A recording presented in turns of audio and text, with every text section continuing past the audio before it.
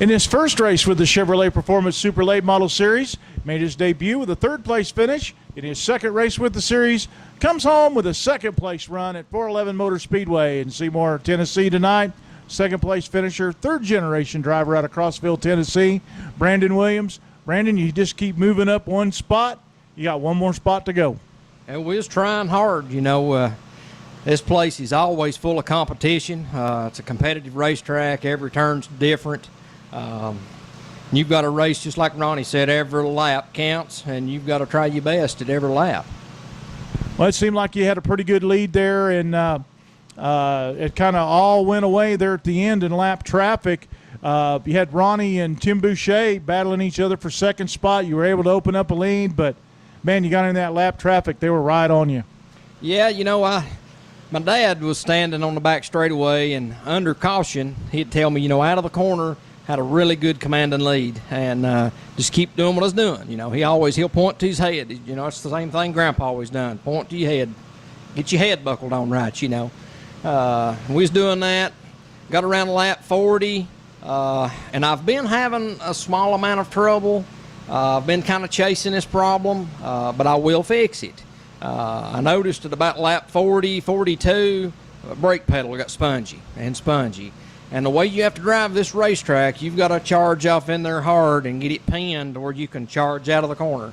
And it got to where I couldn't do that. And I know it looked like I slowed down, and I did. Even by times it showed, you know, I lost a half a second in one lap, and it stayed that.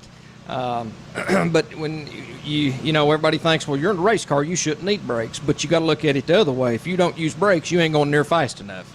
But I tried to glide through, and I knowed when I seen that 5 pop up on the second, I was probably going to be in trouble unless we had a caution. And there's choices that you can make, but you know, I just couldn't do that. We was in lap traffic. Does it pop through your head that you need to dump a lap car in order to give you some room? I had opportunity, but I just not that kind of driver. You know, we want to drive it out. And, hey, if my car's got a problem, it's got a problem. It's not going to matter what you do. Just try to do the best you can and make a good night of it. Well, Brandon, it looks like you've found a home here with the Chevrolet Performance Super Late Model Series. Third place, second place, two completely different types of racetracks. Next week, we're going to another completely different type of racetrack. They've made changes to it, took some banking out of it. We're going to East Alabama Motor Speedway for the Alabama State Championship races. What are your thoughts going into that two-race stop? Well, again, you know, I'm sure there's a lot of us that's been there, and they've made changes to it and took banking out of it. And, of course, that's going to change everybody's world, you know. But we've been there maybe a handful of times, and most people, well, a lot of people don't have good luck, and I'm one of them. I generally have a monkey on my back.